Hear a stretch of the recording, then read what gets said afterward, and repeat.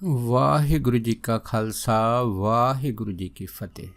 ਗੁਰੂ ਪਿਆਰੀ ਗੁਰੂ ਸਵਾਰੀ ਪਰਮ ਸਤਿਕਾਰਯੋਗ ਸਾਧ ਸੰਗਤ ਜੀਓ, ਜਿਵੇਂ ਗੁਰਬਾਣੀ ਦਾ ਫਰਮਾਨ ਹੈ, ਭੁੱਲਣ ਅੰਦਰ ਸਭ ਕੋ ਉਹ ਭੁੱਲ ਗੁਰੂ ਕਰਤਾਰ।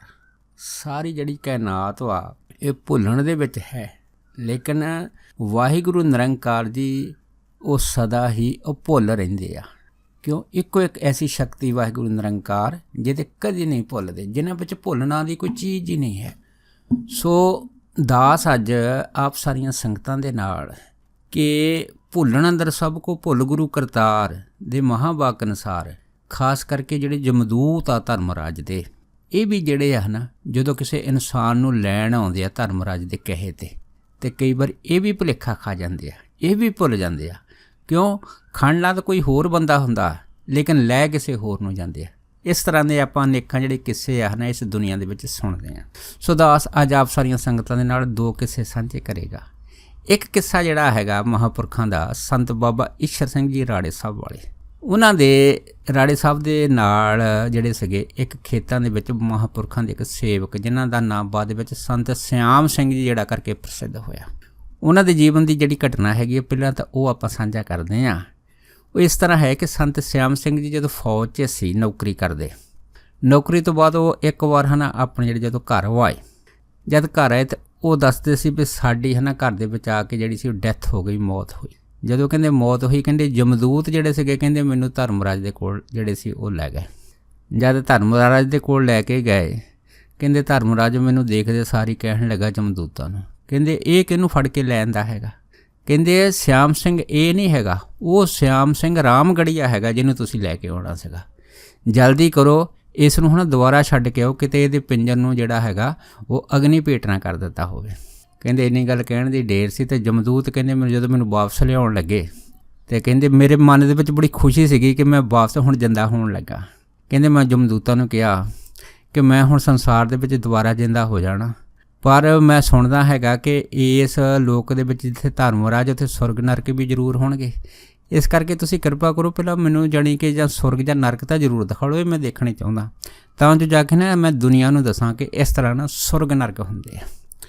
ਕਹਿੰਦੇ ਪਹਿਲਾਂ ਤਾਂ ਜਮਦੂਤ ਕਹਿਣ ਲੱਗੇ ਕਿ ਸਾਡੇ ਕੋਲ ਇੰਨਾ ਸਮਾਂ ਨਹੀਂ ਹੈਗਾ ਕਿ ਤੈਨੂੰ ਅਸੀਂ ਜਿਹੜੇ ਸੁਰਗ ਨਰਕ ਦਿਖਾ ਸਕੀਏ, ਪਰ ਕਹਿੰਦੇ ਮੇਰੇ ਜ਼ਿਆਦਾ ਜ਼ੋਰ ਦੇਣ ਦੇ ਉੱਤੇ ਜਮਦੂਤ ਕਹਿਣ ਲੱਗੇ ਚੱਲ ਠੀਕ ਆ, ਅਗਰ ਤੂੰ ਸਾਨੂੰ ਜ਼ਿਆਦਾ ਕਹਿੰਦਾ ਤਾਂ ਅਸੀਂ ਤੈਨੂੰ ਜਿਹੜੇ ਨਰਕ ਆ ਤੈਨੂੰ ਉੱਪਰ ਦੀ ਦਿਖਾ ਦਿੰਦੇ ਆਕਾਸ਼ ਮਾਰਗ ਥਾਣੀ।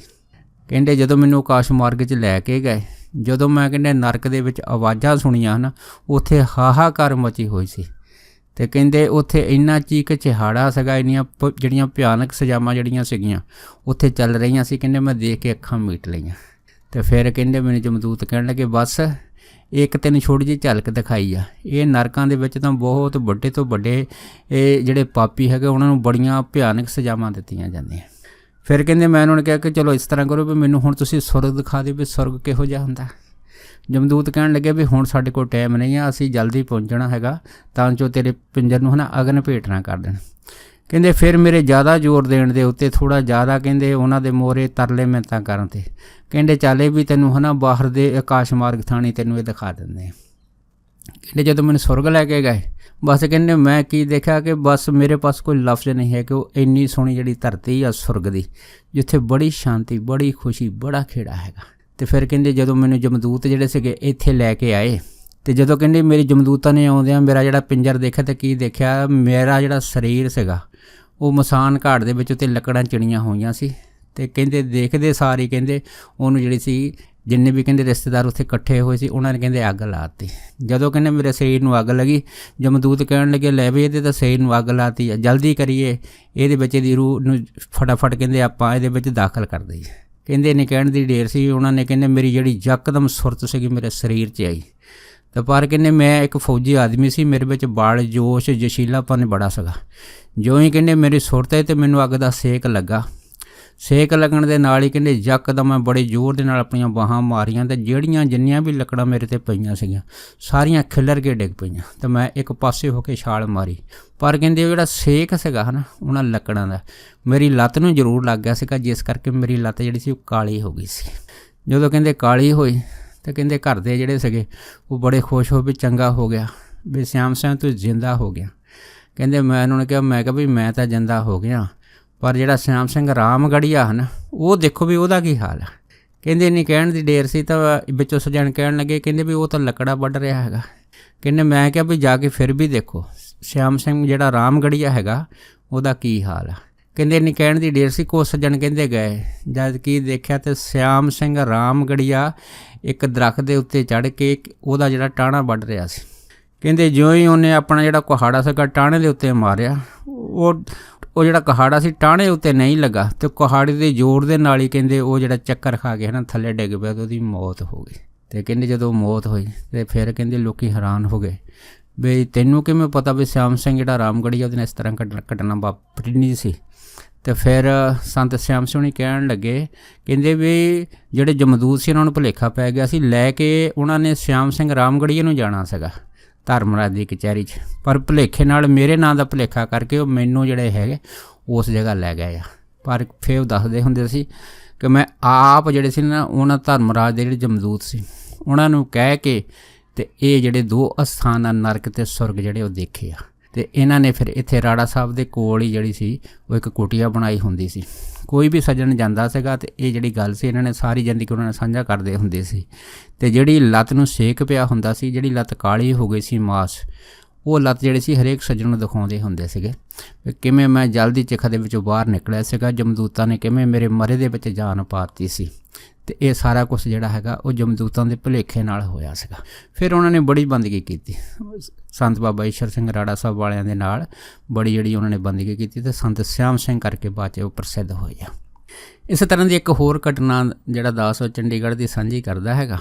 ਸੋ ਜਿਵੇਂ ਕਿ ਆਪ ਸਾਰੀਆਂ ਸੰਗਤਾਂ ਜਾਣਦੀਆਂ ਹੈ ਕਿ ਇੱਕ ਨਹੀਂ ਇਸ ਤਰ੍ਹਾਂ ਦੀਆਂ ਅਨੇਕ ਘਟਨਾਵਾਂ ਜਿਹੜੀਆਂ ਹੈਗੀਆਂ ਉਹ ਆਪ ਸਾਰੀਆਂ ਸੰਗਤਾਂ ਦੇ ਪਾਸੋਂ ਸਰਵਣ ਕਰ ਸਕਦੇ ਹਾਂ। ਇੱਕ ਬੀਬੀ ਚੰਡੀਗੜ੍ਹ ਦੇ ਵਿੱਚ 34 ਸੈਕਟਰ 'ਚ ਆਉਂਦੀ ਹੁੰਦੀ ਸੀ, ਅਤੇ ਜਦੋਂ 34 ਸੈਕਟਰ 'ਚ ਆਉਂਦੀ ਹੁੰਦੀ ਸੀ ਅਤੇ ਜਦੋਂ ਵੀ ਉਹ ਗੁਰਦੁਆਰੇ ਸਾਹਿਬ ਆਉਂਦੀ ਸੀ ਨਾ ਲੰਗਰ ਦੀ ਰਸਤ ਜ਼ਰੂਰ ਲੈ ਕੇ ਆਉਂਦੀ ਹੁੰਦੀ ਸੀ। ਅਤੇ ਇੱਕ ਬੀਬੀ ਨੂੰ ਪੁੱਛਿਆ, ਭੈਣ ਵੀ ਤੂੰ ਜਦੋਂ ਵੀ ਆਉਂਦੀ ਹੈ ਲੰਗਰ ਦੀ ਰਸਤ ਜ਼ਰੂਰ ਲੈ ਕੇ ਆਉਂਦੀ ਹੈ।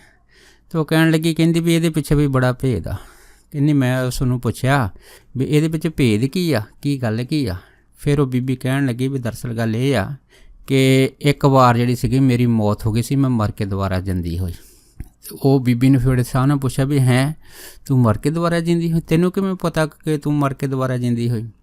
ਉਹ ਕਹਿਣ ਲੱਗੀ ਕਿ ਮੈਨੂੰ ਸਭ ਕੁਝ ਪਤਾ ਹੈ, ਮੈਨੂੰ ਕਹਿੰਦੀ ਜਮਦੂਤ ਲੈ ਗਏ, ਪਰ ਉਹ ਜਮਦੂਤ ਸੀ ਕਹਿੰਦੀ ਜਿਹੜੇ ਮਾਰਨ ਕੁੱਟਣ ਵਾਲੇ ਨਹੀਂ ਸੀ, ਉਹਨਾਂ ਨੇ ਮੈਨੂੰ ਰਸਤੇ ਵਿੱਚ ਕਿਸੇ ਤਰ੍ਹਾਂ ਦੀ ਕੋਈ ਤਕਲੀਫ ਨਹੀਂ ਦਿੱਤੀ। ਪਰ ਇੱਕ ਐਸੀ ਜਗ੍ਹਾ ਦੇ ਵਿੱਚੋਂ ਮੈਨੂੰ ਜਦੋਂ ਲੈ ਕੇ ਜਾ ਰਹੇ ਸੀ ਜਿੱਥੇ ਅੱਤ ਦੀ ਗਰਮੀ ਸੀ, ਉੱਥੇ ਮੈਨੂੰ ਬਹੁਤ ਜ਼ਿਆਦਾ ਪਿਆਸ ਲੱਗੀ ਸੀ। ਕਹਿੰਦੀ ਮੈਂ ਫਿਰ ਜਮਦੂਤਾਂ ਨੂੰ ਕਿਹਾ ਕਿ ਮੈਨੂੰ ਪਿਆਸ ਬੜੀ ਲੱਗੀ ਆ, ਮੈਨੂੰ ਥੋੜ੍ਹਾ ਪਾਣੀ ਪਿਲਾਓ। ਕਹਿੰਦੇ ਉਹ ਕਹਿਣ ਲੱਗੇ ਠੀਕ ਆ ਬੀਬਾ ਪਾਣੀ ਪੀਣਾ। ਕਹਿੰਦੀ ਮੈਂ ਕਿਹਾ ਵੀ ਹਾਂ ਮੈਂ ਪਾਣੀ ਪੀਣਾ ਹੈਗਾ। ਕਹਿੰਦੇ ਵੀ ਉੱਥੇ ਨਾ ਕਈ ਤਰ੍ਹਾਂ ਦੇ ਪਾਣੀ ਦੇ ਜਿਹੜੇ ਰੰਗ ਬਰੰਗੇ ਭਾਂਡੇ ਸੀਗੇ, ਕਹਿੰਦੇ ਉਹ ਜਿਹੜੇ ਸੀ ਮੇਰੇ ਸਾਹਮਣੇ ਲਿਆ ਕੇ ਜਿਹੜੇ ਸੀ ਉਹਨੇ ਰੱਖ ਦਿੱਤੇ। ਜਦੋਂ ਕਹਿੰਦੇ ਮੈਂ ਭਾਂਡਿਆਂ ਨੂੰ ਦੇਖਿਆ ਤਾਂ ਬੜਾ ਸੁੰਦਰ ਜਲ ਉਹਨਾਂ ਸਾਰਿਆਂ 'ਚ ਭਰਿਆ ਹੋਇਆ ਸੀ, ਪਰ ਮੈਂ ਜਿਸ ਵੀ ਭਾਂਡੇ ਨੂੰ ਹੱਥ ਲਾਉਂਦੀ ਸੀ ਉਹਦਾ ਜਲ ਉਸੇ ਟਾਈਮ ਸੁੱਕ ਜਾਂਦਾ ਸੀ। ਕਹਿੰਦੀ ਕਰਦੀ ਕਰਦੀ ਮੇਰੀ ਪਿਆਸ ਬਹੁਤ ਜ਼ਿਆਦਾ ਸੀ, ਮੈਂ ਜਿਹਨੂੰ ਵੀ ਹੱਥ ਪਾਵਾਂ ਉਹਦਾ ਜਲ ਸੁੱਕ ਜਾਵੇ, ਭਾਂਡੇ ਨੂੰ ਹੱਥ ਲਾਉਂਦੇ ਸਾਰੀ ਜਲ ਸੁੱਕ ਜਾਵੇ। ਕਹਿੰਦੀ ਫਿਰ ਮੈਂ ਉਹਨਾਂ ਜਮਦੂਤਾਂ ਨੂੰ ਕਿਹਾ ਵੀ ਇਹ ਕੀ ਕਾਰਨ ਹੈ, ਜਿਸ ਭਾਂਡੇ ਨੂੰ ਮੈਂ ਹੱਥ ਲਾਉਂਦੀ ਇਹਦਾ ਜਲ ਸੁੱਕ ਜਾਂਦਾ ਹੈਗਾ। ਅਤੇ ਫਿਰ ਕਹਿੰਦੀ ਜਮਦੂਤ ਕਹਿਣ ਲੱਗੇ ਬੀਬਾ ਵੀ ਜੋ ਮਾਤਲੋਕ ਵਿੱਚ ਤੂੰ ਬੀਜਿਆ ਉਹੀ ਹੀ ਇੱਥੇ ਤੈਨੂੰ ਵੱਢਣਾ ਪੈਣਾ, ਖਾਣਾ ਪੈਣਾ ਹੈਗਾ। ਕਹਿੰਦੇ ਮੈਂ ਇਹਨੂੰ ਪੁੱਛਿਆ ਵੀ ਮੈਂ ਕੁਝ ਸਮਝੀ ਨਹੀਂ। ਅਤੇ ਕਹਿੰਦੇ ਜਮਦੂਤ ਕਹਿਣ ਲੱਗੇ ਦੇਖ ਬੀਬਾ ਤੈਂ ਕਿਸੇ ਵੀ ਧਰਮ ਅਸਥਾਨ ਦੇ ਉੱਤੇ ਜਾਂ ਕਿਸੇ ਲੋਕ ਭਲਾਈ ਦੇ ਵਿੱਚ ਕਦੇ ਵੀ ਹੈ ਨਾ ਜਲ ਦੀ ਸੇਵਾ ਨਹੀਂ ਕੀਤੀ, ਨਾ ਤਾਂ ਕੋਈ ਕਿਸੇ ਖੂਹ ਦੇ ਵਿੱਚ ਜਿੱਥੇ ਜਿਹੜੀਆਂ ਸੰਗਤਾਂ ਜਲ ਛਕਦੀਆਂ, ਰਾਹਗੀਰੀ ਆਉਂਦੇ ਜਾਂਦੇ ਜਲ ਛਕਦੇ ਆ, ਉੱਥੇ ਕੋਈ ਆਪਣੇ ਜੀਵਨ ਦੇ ਵਿੱਚ ਕੋਈ ਦਸਬੰਧ ਪਾਇਆ ਹੈਗਾ, ਨਾ ਜੀਵਨ ਦੇ ਵਿੱਚ ਕਿਤੇ ਤੂੰ ਕੋਈ ਨਲਕੇ ਦੀ ਸੇਵਾ ਕੀਤੀ ਹੈ ਕਿ ਜਿੱਥੇ ਆਇਆ ਗਿਆ ਪਿਆਸੀ ਜਿਹੜਾ ਪਾਣੀ ਪੀ ਸਕੇ। ਇਸ ਕਰਕੇ ਜਿੱਦਾਂ ਤਾਂ ਤੂੰ ਬੀਜਿਆ ਹੈ ਕਿਸੇ ਨੂੰ ਹੱਥੀਂ ਜਿਹੜਾ ਗਲਾਸ ਤੱਕ ਪਾਣੀ ਦਾ ਨਹੀਂ ਪਿਲਾਇਆ, ਅਤੇ ਹੁਣ ਤੈਨੂੰ ਪਾਣੀ ਕਿਵੇਂ ਮਿਲੇਗਾ ਇੱਥੇ। ਕਹਿੰਦੇ ਵੀ ਮੈਂ ਜਿਹੜੀ ਸੀ ਉਹ ਰੋਂਦੀ ਕਰਲਾਉਂਦੀ ਰਹੀ, ਪਿਆਸ ਦੇ ਨਾਲ ਮੇਰਾ ਬਹੁਤ ਬੁਰਾ ਹਾਲ ਸੀਗਾ। ਅਤੇ ਅਖੀਰ ਕਹਿੰਦੀ ਮੈਂ ਫਿਰ ਉਹਨੂੰ ਕਿਹਾ ਵੀ ਮੈਨੂੰ ਭੁੱਖ ਬੜੀ ਲੱਗੀ ਆ ਅਤੇ ਤੁਸੀਂ ਮੈਨੂੰ ਥੋੜ੍ਹਾ ਪ੍ਰਸ਼ਾਦਾ ਪਾਣੀ ਛਕਾ ਦਿਓ। ਕਹਿੰਦੀ ਫਿਰ ਉੱਥੇ ਕਈ ਤਰ੍ਹਾਂ ਦੇ ਜਿਹੜੇ ਸੀ ਪਦਾਰਥ ਭੋਜਨ ਦੇ ਥਾਲ ਕਹਿੰਦੀ ਉਹ ਮੈਂ ਦੇਖੇ। ਜਦ ਕਹਿੰਦੀ ਦੇਖੇ ਤਾਂ ਕਹਿੰਦੀ ਮੈਂ ਜਿਸ ਨੂੰ ਵੀ ਜਿਹੜੇ ਥਾਲ ਨੂੰ ਹੱਥ ਲਾਵਾਂ, ਜਿਉਂ ਹੀ ਥਾਲ ਨੂੰ ਟੱਚ ਕਰਾਂ ਉਹ ਜਿਹੜਾ ਥਾਲ ਆ ਉਸੇ ਟਾਈਮ ਹੀ ਕਹਿੰਦੀ ਗਾਇਬ ਹੋ ਜਾਵੇ। ਜਦ ਗਾਇਬ ਹੋ ਜਾਵੇ ਵੀ ਕਿਸੇ ਵੀ ਥਾਲ ਨੂੰ ਜਦੋਂ ਮੈਂ ਹੱਥ ਲਾਵਾਂ ਤਾਂ ਉਹ ਲੁਪਤ ਹੋ ਜਾਂਦਾ ਸੀਗਾ। ਕਹਿੰਦੀ ਮੈਂ ਜਮਦੂਤਾਂ ਨੂੰ ਕਿਹਾ ਵੀ ਕੀ ਗੱਲ ਆ, ਦੇਖਣ ਨੂੰ ਮੈਨੂੰ ਥਾਲ ਲੱਗਦੇ ਆ ਵਿੱਚ ਐਨ 36 ਤਰ੍ਹਾਂ ਦੇ ਭੋਜਨ ਵੀ ਆ, ਪਰ ਜਦੋਂ ਮੈਂ ਹੱਥ ਲਾਉਂਦੀ ਹਾਂ ਥਾਲ ਗਾਇਬ ਹੋ ਜਾਂਦੇ ਆ। ਫਿਰ ਕਹਿੰਦੀ ਜਮਦੂਤ ਕਹਿਣ ਲੱਗੇ ਵੀ ਇਹ ਵੀ ਉਸੇ ਤਰ੍ਹਾਂ ਹੈਗਾ ਕਿ ਤੂੰ ਜ਼ਿੰਦਗੀ 'ਚ ਨਾ ਤਾਂ ਕਿਸੇ ਨੂੰ ਪ੍ਰਸ਼ਾਦਾ ਪਾਣੀ ਛਕਾਇਆ, ਨਾ ਜਲ ਛਕਾਇਆ, ਕਿਸੇ ਸਾਧ ਸੰਗਤ ਆਏ ਗਏ ਦੀ ਸੇਵਾ ਨਹੀਂ ਕੀਤੀ, ਇਸ ਕਰਕੇ ਕਹਿੰਦੀ ਵੀ ਇਸ ਕਰਕੇ ਤੈਨੂੰ ਇੱਥੇ ਕੋਈ ਵੀ ਚੀਜ਼ ਹਾਸਲ ਨਹੀਂ ਹੋ ਸਕਦੀ। ਕਹਿੰਦੇ ਇਸ ਤਰ੍ਹਾਂ ਮੈਂ ਰੋਂਦੀ ਕਰਲਾਉਂਦੀ ਜਦੋਂ ਧਰਮਰਾਜ ਦੀ ਕਚਹਿਰੀ ਗਈ, ਜਦੋਂ ਧਰਮਰਾਜ ਨੇ ਕਹਿੰਦੀ ਮੈਨੂੰ ਦੇਖਿਆ, ਦੇਖਦੇ ਸਾਰੀ ਕਹਿਣ ਲੱਗਾ ਕਿ ਇਹ ਤੁਸੀਂ ਕਿਹਨੂੰ ਲੈ ਆਏ ਆ। ਕਹਿੰਦੇ ਵੀ ਉਹ ਧਰਮਰਾਜ ਦੇ ਜਮਦੂਤ ਸੀ, ਉਹ ਚੁੱਪ ਕਰਕੇ ਹੈਰਾਨ ਹੋ ਕੇ ਮੇਰੇ ਵੱਲ ਦੇਖਣ ਲੱਗ ਪਏ। ਉਹ ਕਹਿਣ ਲੱਗੇ ਕਿ ਆਪ ਨੇ ਜਿਹਨੂੰ ਕਿਹਾ ਹੈਗਾ, ਕਹਿੰਦੇ ਵੀ ਇਹ ਨਹੀਂ, ਇਹਦੇ ਗਵਾਂਢ ਦੇ ਵਿੱਚ ਇਹਦੇ ਨਾਂ ਦੀ ਇੱਕ ਔਰਤ ਹੈਗੀ ਆ, ਉਹਨੂੰ ਲੈ ਕੇ ਆਉਣਾ ਹੈਗਾ, ਇਹਨੂੰ ਜਲਦੀ ਛੱਡ ਕੇ ਆਓ ਤਾਂ ਜੋ ਇਹਦੇ ਪਿੰਜਰ ਨੂੰ ਜਿਹੜਾ ਹੈਗਾ ਉਹ ਸੰਸਕਾਰ ਨਾ ਕਰ ਦਿੱਤਾ ਜਾਵੇ।